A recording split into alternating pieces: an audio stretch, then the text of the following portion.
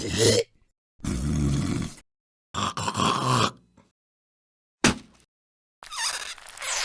it's time for another edition of Spitting Loogs with ESPN's Tom Luginbill. I'm Lance Taylor from The Next Round. It is brought to you by our friends at Manscaped, where you go to manscaped.com, you put in that promo code. He is a promo code, Loogs, Loogs, and you're going to get a great bonus there at checkout. That is at manscaped.com. So last Saturday, man, it was almost complete, just bonkers. When you look at Washington could have easily lost.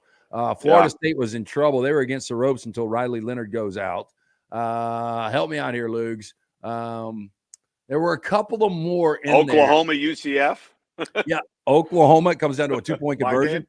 Alabama's getting smoked at halftime, and they flipped that thing completely around. It was almost one of these bloody Saturdays, and I expected, I said it last week, I believe down the stretch we're going to have 3, 4, 5 teams that are 17-point dogs plus win games outright. I just think it's that crazy in college football this year. Really close last week. A couple of teams did look like they got, bounced in North Carolina. It looks like they can't recover from that. USC looks like it's going to be difficult to recover from back-to-back losses. Clemson and Miami. Yeah, Clemson and Miami.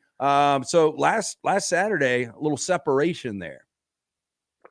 Listen, I think the further you go into the season, the more tired you become, the more fatigued you become, the more injuries that occur. Nobody's immune, right? You're in the thick of it, and if you don't bring your A game every week, if you're not dialed in, somebody's going to jump up and bite you. Because I think what's happened here too is for most teams, not necessarily an Alabama or a Georgia or a Ohio State or what have you, but for most teams, the transfer portal has thinned out the rosters for everybody. And we have better players that used to be consolidated from certain teams now dispersed out to other teams. So each and every week becomes a bit more competitive, and the gap in talent's not quite as far as it, once was. But I think we can never discount the value of the fact that when you're dealing with kids, you really don't know. Like, I can't tell you how many coaches tell us, hell, we had a great week of practice. Now, I don't know if we'll go out and play that week that well. Or a coach will say, I don't like how we practiced at all. We weren't worth a crap. And then they go out and play lights out. You don't know. And that's what makes the whole thing so dang fun. Yeah, it's it seems, and I tell people this all the time, doing the handicapping at lanceslike.com. Well, I heard they had a good week of practice. Doesn't mean anything. It's almost like every time, it's almost the opposite. Like we had a shitty week of practice. They come out, they play 60 full minutes of really good football. And then on the flip side, we had a great week of practice. They come out, they turn it over 3 times, they lose the game. With all this said, biggest surprise, and I cannot believe we're heading into week 9. So depressing. Can't wait till we get to this extended college football season or extended college football playoff and really push this thing more and more and more. But we are through 8 weeks. What has been your biggest surprise, whether it's a player, a coach, or just a team in general? A couple come to mind. I would say Oklahoma's very quick and resounding turnaround in such a short period of time. I mean, that was a team, and I say that seeing it firsthand last year, having Bedlam, that they were a mess, man. And they didn't have any talent on defense. The cupboard was bare. The kids were drinking through a fire hose because the defense is very complicated. Offensively, they have their moments and this and that, but it kind of looked like, well, this is Dylan Gabriel. He looks like a group of 5 player trying to play at the Power 5 level, and maybe he doesn't have it. And then you look at him now, and it's like, it's an entirely different animal. I think that's a big surprise. Clemson's been a bit of a surprise to me. There's been really no effect either way by the addition of Garrett Riley. The quarterback position clearly hasn't been redefined by going away from DJ Uiagalelei. The defense is still elite, but can't carry them right now. I've been very surprised, probably more so than anything else about Clemson, is how sloppy they've been. Undisciplined, heavily penalized, turn the ball over, coaching snafus. I mean, you look at Cade Klubnik. Remember the 3rd and 1 against Florida State after they just gained 9 yards on the ground with Will Shipley, and all he's got to do is hand it off, and he throws it out to the perimeter on the free access on the quick screen. The guy gets tackled for a yard loss. Against Miami this past weekend on the 2.5 yard line, all he's got to do is give it. He decides to take it upon himself to keep it. And that's 2 plays right there that the quarterback cost you in 2 games against Miami and Florida State, right? I mean, now we're having a different conversation about Clemson. So that's been a bit surprising to me. I'll tell you what hasn't surprised me one bit is SC. If you were dialed in at all to what that team was. You told me before San Jose State. Hey, look, I am not sold. They went out. They got Bear Alexander. They got Mason Cobb. They got some of these pieces. But I'm not convinced this defense is going to be any better than it was last year. And really, the only time I've seen them play good football, which is really strange, I thought against Notre Dame, albeit Notre Dame pretty decent football. Yeah, but when you turn it over 5 times, you give up a 99-yard kick return. You're not going to win any football games on the road. But you did say from day one, I am not convinced on USC. The only thing that bothers me with this, and I'll let you get to your point, is last year you were 11-1 in the regular season. I know the Pac-12 is much tougher this year, but now we're talking about an SEC team that I'm not going to be surprised if they lose 5 games. With SC, me neither. I've been posing it to everybody. You look down the stretch. Better, more likelihood. They'll lose at least 2 or they'll win out. I don't even think it's a question. Oh, it's not a question. It's not a question. In fact, going on the road to Cal is no cupcake, especially if you're reeling and feeling sorry for yourself, number one. Then 3 sneaky good game of the week. Right, right. Nobody will get to see it. Cal will be able to run the football on them. Nobody will get to see it because it's on the Pac-12 network, unfortunately. Right. But I agree with you. I think that's a tough game. And then they got 3 in a row against teams that are probably better than they are. I think, thing that's happened to me. Washington, Oregon, and UCLA. Yeah. Good defenses. Dude, and I know, and I said this in the preseason too, and it's so important is like when you're plus 22 in turnover margin, which they were last year, which is an absolute statistical anomaly. It does not happen. And you are that bad on defense, and your quarterback is a magician, all right? That's how you got to where they were a year ago. And you're right, the Pac-12 wasn't as good. Fast forward to this year, it's the same offense with the addition of Zachariah Branch, really. The same defense with the addition of some guys that haven't made any difference. And all of a sudden, you're not getting all of those turnovers that you got a year ago. I mean, honestly, Lance, if you took that quarterback off of that team, I think they're a sub-500 team. This is what bothers me, and this is Spitting Loogs with ESPN's Tom Luginbill on Disrupt the Media. Like and subscribe. It is brought to you by Lance'sLike.com. Jump on board with us. NBA season started up last night. We've got the NBA. We've got World Series, college football, NFL.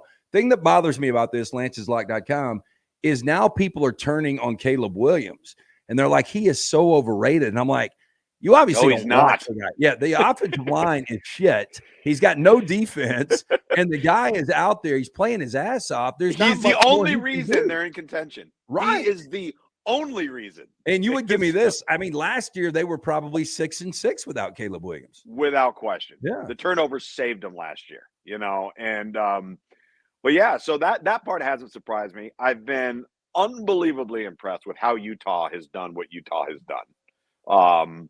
And they're a problem still. So I think there's been a ton of like really good, fun, storylines there. Look at LSU right now, man. Like, you're telling me just because LSU has 2 losses that Jaden Daniels shouldn't be the Heisman frontrunner? I mean, he's carrying that team. To me, my ballot has got him number 1 right now, at least at this particular point. He'll have an opportunity in Tuscaloosa to really solidify that case. In a big viewing window, by the way. Oh yeah, and not only should he be in the mix to win a Heisman Trophy, but LSU to me is not out of this thing yet. If you win in Tuscaloosa, they went out, they beat Georgia in a 1-game situation, a 2-loss SEC champion. Depending if you have some upsets, and I think we're going to get some upsets in front of us, I still think LSU is very much alive. If that were to happen, not only would you have a 2-loss SEC champ, you'd have a 2-loss SEC champ likely with the Heisman Trophy winner.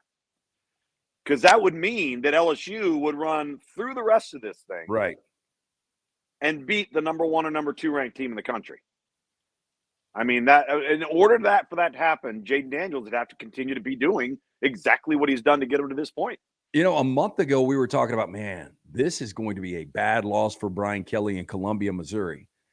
And they find a way down 2 scores to win that game. And now you look up in Missouri, this is going to be my surprise for you through 8 weeks, is only got 1 loss in a game that they led by multiple scores. Brady Cook, I had this conversation with somebody earlier today.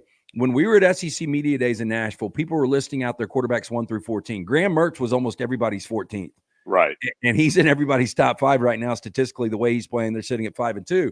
Brady Cook was down between 11, 12, 13, 14. Like AJ Swan at Vanderbilt. Yeah. Brady Cook. Oh, absolutely. Sure. And Brady Cook is balling out right now. Like, he's got some weapons. I mean, Luther Burden, Weiss. I mean, these guys are starting to play football, but it went from Eli Drinkwitz, the kind of the joker coach of the SEC, to, damn, this is a tough out and a legitimate team. And I am really surprised through 8 weeks that they're sitting at 7-1. I am too. And I'll tell you this, you got to really applaud the job that Drinkwitz and that administration has done keeping their best players around. They obviously came up with NIL money. They obviously created opportunities. They have made that a destination school for the top in-state kids. And by the way, the 2022, 2023, and 2024 class in Missouri is as strong as it's ever been in the almost little over 19 years I've been here in doing this. And they just sign another huge receiver for next year? Yeah. Oh, yeah. And they just got a big-time defensive end as well. So, I mean, they're doing all of the right things to survive in this college football world. They're doing what you have to do when you're not Alabama and you're not Ohio State. Like, you're going to have to go above and beyond. Like, how they kept Luther Burden from going somewhere else, that's remarkable. Luther Burden might be the best receiver in the country. Yeah, I mean, I think he's the best receiver in the SEC. Marvin Harrison Jr., I think behind him, if you've been watching, I think Luther Burden III is your second guy. And can you imagine if he went out in this draft, he's a top 10 guy with the difference maker receivers are in the NFL. So, you know, I'm kind of one of those that, okay, I pull for SC, so I would love SC to be able to steal a Luther Burden. But I respect the fact if you're Missouri, if you can keep a kid like that. And I hate to see, you know, Jordan Addison, Pat Narduzzi, I mean, that collective must suck. Yeah, they can't compete. Jordan Addison left. I mean, they're like, we can't do anything about this. And you heard how vocal he was. Would you say this, and I know I'm all over the place, is it possible Missouri's collective is better than Clemson's right now? I would not say it's better. What I would probably say is Clemson probably, right, wrong, or indifferent, in their mind, doesn't feel like they have to use theirs as much as Missouri does. Fair or unfair, I mean, there's going to come a moment where those coffers are going to have to start opening up at Clemson for not only their own players, but they're going to have to go out and start, I hate to say it, buying guys in the portal that are really, really good, that are better than what they currently have. And I would say this about Clemson. They have the ability to match anybody if they want to financially amongst their competitors because of what they've built that thing into. But I would tell them, dude, you're fine on defense. You're fine at running back. You better go out in that portal and get some freaking wideouts. Because right now, the wide receiver position is crushing them. And they have very few guys that can separate. They're not playing with Sammy Watkins. They're not playing with Justin Ross. They're not playing with Nuke Hopkins. They're not playing with Martavius Bryant or Mike Williams or Amari Rogers or a wealth of other guys. DeAndre Hopkins. I mean, you're right. A ton of great receivers. And it's kind of weird. Like 5 years ago, it was Alabama, Clemson, and you had a little drop off Ohio State, Georgia. Right. And if you would have told anybody involved in college football, Nick Saban is still going to be coaching at an elite level, and Dabo Swinney is still going to be at Clemson, there is no way. And I give Nick Saban a lot of credit. He's doing one of his best coaching jobs up until this point. We'll see how it plays out down the stretch. Mm-hmm. But both of those guys just don't have the offensive talent they've had in the past, and it's really strange. Yeah, they don't. And again, some of it's cyclical, right? Some of it is you're going to have some high points. You're going to have some low points. You're going to have some years where, like, you nail like 2 or 3 classes in a row. See, at the end of the day, that's what this thing breaks down to for Alabama and Clemson at quarterback. You go on a run where you hit on like 2 or 3 guys in a row. Well, hell, that might get you 9 years, Lance. of steady quarterback Yep. or elite quarterback play. So you look at Clemson, you had Taj Boyd was the one that got it lifted off the ground. Then you go to Deshaun. Then you go to Trevor, right? And in between that, you had the stopgap guy and Kelly Bryant. He takes him to a college football playoff. So then at Alabama, you're sitting there and you're playing with Tua, you're playing with Jalen, you're playing with Bryce. You hit on successive ones in a row. Then all of a sudden, maybe you missed. Now you're having to work around that position a little bit. I think we've seen that with Clemson. We've seen that with Alabama. They're not playing with first rounders at quarterback. And so they all of a sudden become a little bit more human, like everybody else in the real world. It's pretty amazing, that we're talking about quarterbacks and jumping around and stuff. And back to USC and Caleb Williams. Look, they obviously made the right decision when Lincoln comes in, bringing Caleb Williams, the guy that won the Heisman Trophy last year. But they could have had Jackson Dart. Yeah, I was going to say, look around. They've got Jackson Dart starting in a Power 5 at Ole Miss. You've got Keaton Slovis in the Big 12 right now at BYU. You've got JT Daniels, who now is at Rice. But you've got three guys at one point, and maybe Jackson Dart is just hitting his moment now. I saw some early flashes, though. Mm-hmm. Keaton Slovis was a complete stud before he goes down. I think it was a rotator cuff against Iowa in the Holiday Bowl. JT Daniels, at least coming into that freshman season or sophomore season before he got the knee injury, those look like quarterbacks that were going to be around for a long time, and they're still playing and they're still starting. And it's just amazing that SC has got 4 starting quarterbacks out there right now. I know, it's crazy. I mean, if you think about it, like you could say the same thing about Oklahoma. Oklahoma lost Tanner Mordecai, who had 2 great years at SMU, just got hurt at Wisconsin. Spencer Rattler at South Carolina. All right, Caleb Williams, he goes off to USC. So they were left basically starting from scratch. When Brent Venables got there, he hires Jeff Lebby. Fortunately, Jeff Lebby's coached Dylan Gabriel, right, at UCF. So they had an in there. But if that doesn't happen, I don't know who Oklahoma was playing with at quarterback last year. It is Spitting Loogs with ESPN's Tom Luginbill. I'm Lance Adolf for the next round. It's on Disrupt the Media. Make sure you like and subscribe. It's always brought to you by mybookie.ag. At checkout, make sure you put in that promo code next round. They're going to hook you up with a great sign-out bonus. That is at mybookie.ag. Speaking of quarterbacks, backup quarterbacks, Quinn Ewers is out. He hadn't blown me away this year. Look, he played a really good fourth quarter against Alabama. He's been steady Eddie. They've won every game. Except Oklahoma. But now you've got QB2, and I've heard this Malik Murphy kid is like the next Vince Young. Tell us about him. How good do you think he's going to be? You're going to be there this weekend in Austin. And how different would this game be if it was in Provo? Would it be a scary game for Texas? Well, it's interesting you asked that question, because if it was in Provo, I would say, well, is the game at night? Because right now, for some reason, BYU is an entirely different team at night than they are during the day. They can't figure it out. Nobody can figure it out. Even in Fayetteville. Yeah, even in Fayetteville. And then you look at them get hammered at TCU on a noon kick. Then you see them go to Kansas, get beat in a day game. But when they play at night, they seem to be just fine. Okay, let me take this to confirm. 2:30 ABC, you'll be on the call here. So that's a problem for BYU. But with that said, Malik Murphy, is he going to be great? Is he going to be okay? Will we see Arch Manning possibly? Yeah, so let's address the Arch Manning thing, because I think there's some strategy here. There's a 3-pronged effect of Arch Manning being involved. If you are Sark and the Texas staff, you've got to have an idea, and maybe you don't yet, but you're waiting on an idea on when Quinn Ewers could be back. That's number one. Number two, Malik Murphy's been the number 2 all year long. That's how he's been listed. That's who I think that they will go with, all right, against BYU. If you look at the schedule the rest of the way, you've got this BYU game, then there's 4 regular season games left. So depending on what you know about Quinn Ewers, depending on how Malik Murphy plays on Saturday, you want to be careful deciding whether you play Arch Manning on Saturday, because if you do, that counts as a redshirt game. If you don't, and you're not happy with the results of Malik Murphy, you could play Arch Manning the final 4 games of the year if you needed to and still preserve his red shirt. So I think there's a little bit of strategy there that they've got to think through based off of what they know on Quinn Ewers, the injury, on when he may be back. So here's my take on Malik Murphy. Envision Joe Milton physically. That's exactly who he looks like. He's tall, he's big, 6'5", 235, like a 79-inch wingspan, 9.5-inch hands. strong rocket arm. And he was a guy that I really, really liked as a sophomore in high school. I was like, whoa, okay.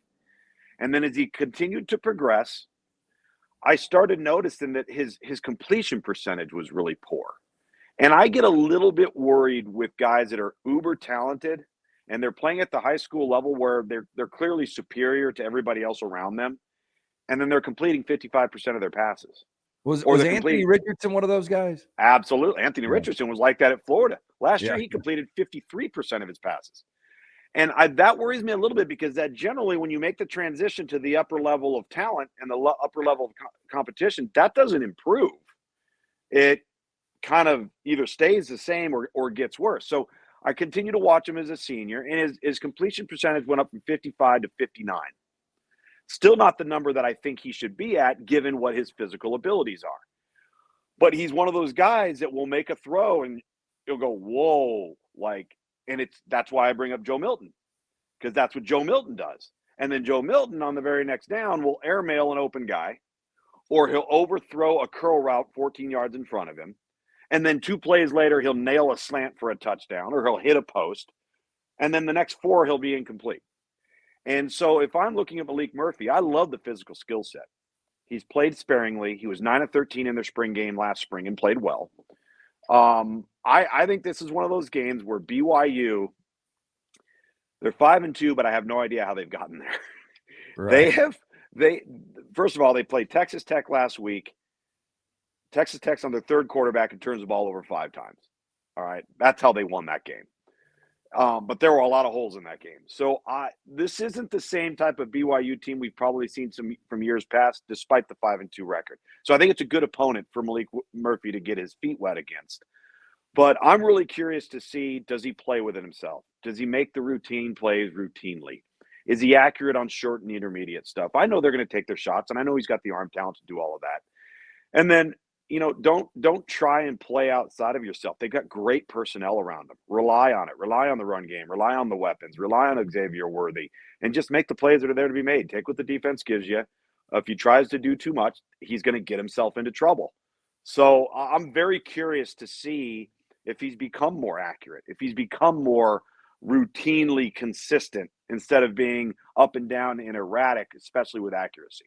A better chance pulling off the upset, BYU over Texas without Ewers, or Florida over Georgia without Bowers? Because I think there's such a distinct talent gap between BYU and Texas, I would probably say, at least on paper, I'd probably say Florida, Georgia. And I don't even know if I believe in that one. But I know that somehow Florida has gotten to 5-2. And Graham Mertz is playing out of his mind. Yeah. And tell me why I'm wrong here, but I went back and look, and I know Graham Mertz at Wisconsin, like when he was coming in, they were talking about this is the greatest quarterback in Wisconsin history. This guy's recruiting wise, sure. Yeah, the record books, all this kind of stuff. But when I went back, and I did this earlier today just because I'm weird like this, but I went and pulled Graham Mertz against the 2 best defenses that he has faced over the last 3 years, and his numbers are awful. Mm-hmm. And I know he doesn't have the same surrounding cast, but Wisconsin in the Big Ten right now, or at least over the last few years, probably better than where Florida is in the SEC. So I guess my question to you is, this is going to be by far the best defense Graham Mertz has ever seen. Can he continue to do what is asked of him? I know it's risk adverse right now in this offense, but is he good enough to not make the mistakes and at least keep Florida hanging around Georgia? If they protect him. Yeah, I think he's good enough. I think he's got a bit of a feel right now. He's playing with confidence. I think you can make the argument that maybe that's not as good of a program during the tenure of Wisconsin's program, but you could make the argument that there's better skill at Florida around him, better athletes overall around him. But they got to protect him. I think anytime you play Georgia, you play Alabama, if you can't protect the quarterback, you're done. And so is it a great matchup for Florida? Probably not. Have they made strides and improved under Billy Napier? And while nobody's paying attention, absolutely they have. And they deserve credit for it. And now they're going to have an opportunity to go out there and prove it against a team that they're not expected to beat. And if they play well, and if it's competitive, and if it gets into the fourth quarter, I think it will tell you a little bit about both teams. Okay, I'm going to throw this random ass question out here. It's Spitting Loogs, by the way, ESPN's Tom Luginbill. I'm Lance Taylor. It's Disrupt the Media. Like and subscribe. It is brought to you by our friends at Manscaped. Go to manscaped.com. Great products like the Handyman right here. Take care of that undercarriage. Put in Loogs as your promo code. They're going to hook you up at checkout. I'm just going to throw a random team out there. We'll say Washington State. So your life is on the line. You've got to pick one Group 5 team to play for the life of Tom Luginbill against Washington State, neutral site. Who is the Group 5 you're going with? Air Force or James Madison. And I would probably lean towards Air Force because you're going to have to deal with the option element, and nobody wants to deal with it. And they're good. I mean, when they are really good. When healthy at quarterback, I mean, I've unfortunately been suckered into Lance'sLock.com into playing Air Force a couple of times, so I've been forced to watch them. Yeah. But Troy Calhoun's got his best team by far. Yeah, first time they've been in the top 20, I think, since 1997. They're a problem. They actually have a passing game to add to the option, so that just creates more problems. But I think they would be the team. And I'm so ticked off about James Madison because I think that the transitional phase from the FCS to the FBS, I understand the parameters and I understand the framework because they want everybody to be financially viable and sustainable and be able to not only maintain your athletic program with your revenue producing sports, but be able to have that trickle down and make sure everything else is healthy. But this has got to be looked at on an individual basis. I understand if you're struggling and you're outmanned talent wise, and that first year you come in and you're 3-9. Okay. And then the next year you're hoping to maybe win one more or two more. All right, that part I get. This team was 8-3 last year and has a legitimate chance to go undefeated. So now you are basically reaching into the pockets of that university and pulling out bowl revenue, conference championship game revenue, and CFP playoff revenue. That's not fair to those kids, those coaches, the community, the university. Like, what are we doing? They've tried to lobby for a waiver. It's been denied. They've done it again. It's been denied. Like, what do you want them to do? They clearly prepared for this transition. They're not in the red. They've got the infrastructure. It's just another NCAA snafu that I think, how do you explain it and justify it? That's the problem I have. All right, Spittin' Loogs with ESPN's Tom Luginbill. We talk a little entertainment each and every week here. Killers of the Flower Moon. I was so excited about going to see it. Haven't seen it yet. I hadn't been able to carve out the time. I was going to last Friday night. I was exhausted after a long week, but I was still going to battle through. I was going to go see it. Two of our internal employees here at Disrupt, they were like, and they're both movie guys, they were like, it sucked. And it kind of kicked me in the balls. I'm like, you got to be kidding it. How could it suck with that cast, with it based on a true story? I've got multiple friends that have read the book. They said It's a fantastic novel. Did you see it, and what were your thoughts? Saw it Sunday late afternoon as my football escape. I didn't think it sucked, but I was extremely disappointed in it. It's very, very story driven, which is fine. It's a really good drama. It's totally predictable. There are no twists and turns. If you're going to have any appreciation for it, you'll have an appreciation for the performances. Like Leo and De Niro are fantastic. Probably will be nominated for Best Actor and Best Supporting Actor. Yeah, Jesse Plemons, really good actor. He's really good. He's not in it very often, though. Yeah, but I heard he's not in until like 2.5 hours into it. Yeah, he's not in it very often, and it's good. It's not great. It's very slow. You have to have an appreciation for the story, but you kind of know from word go, like, you know who the bad guy is. There's no guessing. There's no twist involved. There's nothing at the end that makes you go, aha, like none of that. And my wife read the book too. She said the book was awesome. And, but I was kind of like, it's okay. You know, like The Departed almost got a little too much at the end. Now I've really grown to appreciate it more and more. The performances, it was based loosely on Whitey Bulger and his relationship. Yeah. And not only the Irish mob, but, you know, internally with the FBI. And at the end of that, there was a lot of carnage. And I'm like, damn, you know, but back to it, there were a lot of twists and turns. And to have a great story like this with the ensemble cast and with arguably one of the greatest directors of all time, I just don't know how you jack this thing up. Yeah, I don't know. I just think it's, and I don't want to call it artsy, and I don't want to say that it's because we've heard the comments recently from Martin Scorsese about how he's just fed up with superhero films, and those aren't real movies and all this and that. It's like almost like he's trying like too hard to just kind of have a really heavy story-driven drama with great performances. The problem is it's missing some juice. Like Wolf of Wall Street, you could say was overstuffed, but God, what a roller coaster ride of fun, right? Yeah. The Departed, a great movie, great story, a little convoluted, but at the same time, it kept you guessing sometimes. This does not do that. Like what you see is what you get. You'll know within the first 10 minutes exactly what's going to play out.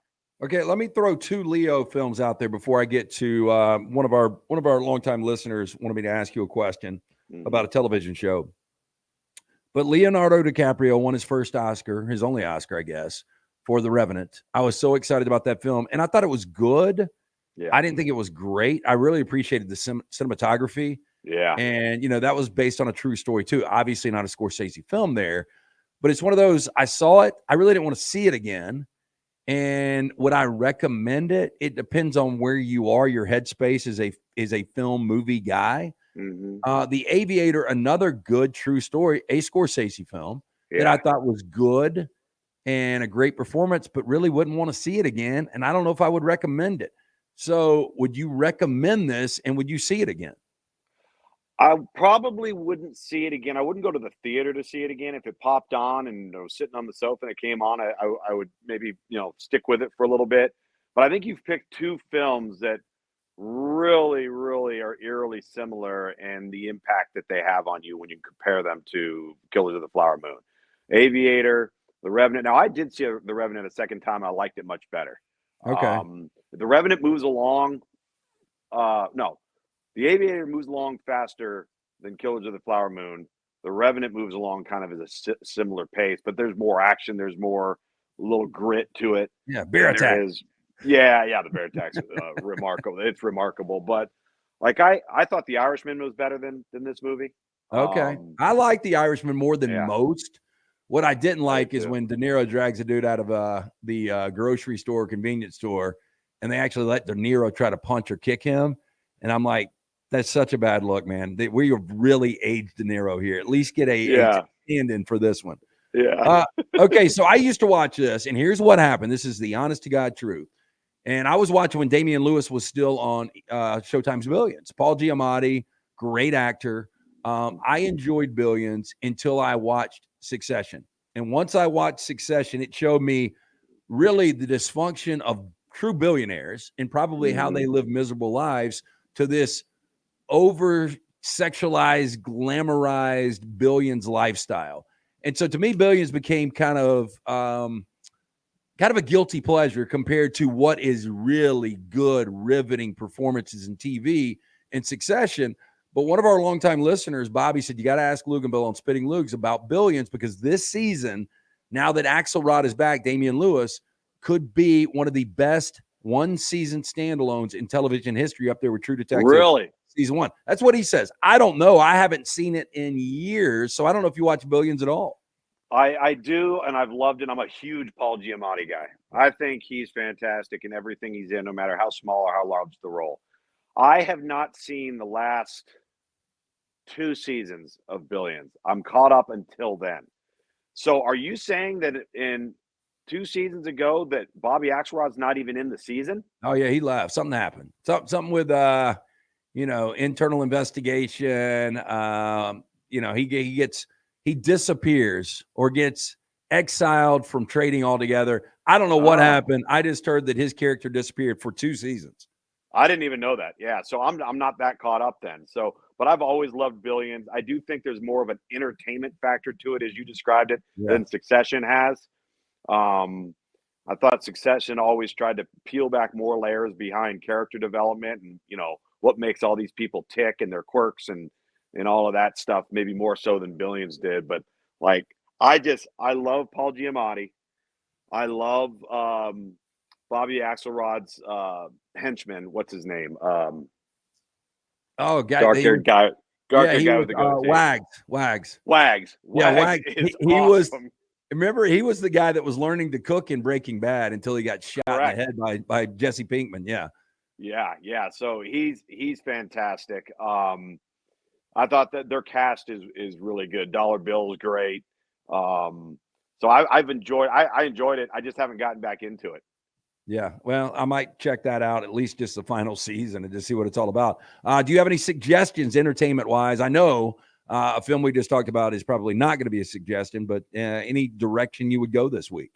You know what? I've been kind of off the map a little bit just because I've got a doubleheader coming up next week, game wise, taken away from my entertainment value. I will say this: if people haven't seen it, you're caught up with Your Honor, right? No, I only watched first season. Oh, stick with it, man. Keep going. Okay. Yeah, keep going. It's just really, really well, man. I think it's really, really good. I love the show. Well, he's a great actor too. Yeah, and where they're taking it in a direction you probably didn't expect. Okay. Which is kind of cool. I didn't see it, at least in that regard. And then I gave you the House of the Fall of Usher last week on Netflix, which is very, very intriguing. But no, that's it. I don't have much else popping up right now that I'm going, I want to get back into that. So I threw out the documentary Trial of the Devil or whatever. Did you guys sit back and started it? I did, but there was nothing scary about it. I wasn't spooked. There was no it didn't make you uncomfortable. To be honest with you, I thought it was a little boring. Okay, clickbait probably. Yeah. Probably. Maybe, okay. Yeah. What is the fare of choice tonight for date night in the Luginbill house? The beer of choice? No, fare. Are we going Italian? We doing a little Mexican? No, we're doing tavern. We're doing a little Irish pub tavern. A little downtown community here, and we're always trying to keep it the same, but kind of do something subtly different. And then for me, I got to behave myself a little bit because of the time change. We've got our BYU coaches calls on Zoom later tonight, which we rarely have anything on a Wednesday night. So they're screwing with my freaking date night. Well, you can make them a little jealous. Shake that beer because you're not supposed to have that on campus in Provo. I can't believe you can't have a Coke on campus in Provo. That's in the student handbook. It was, at least for a while. Yeah, there's something about caffeine. I don't know what it is. I'm trying to think. I've been to Provo twice in the last 2 years. I'm trying to think. Did I ever see a Pepsi can or a Coke can or anything like that? And then, see, now you got me thinking. Next time I'm in Provo, I'm going to start looking for it. I'm going to be eyeballing it. That's Tom Luginbill at Spittin Loogs. It is brought to you by LancesLock.com. Jump on board again. The NBA is starting up. We'll have college basketball right around the bend here. We've got World Series action, college football, NFL. We will win for you at LancesLock.com. Safe travels to Austin. Enjoy it. We will talk to you next week. You bet, man. Thanks.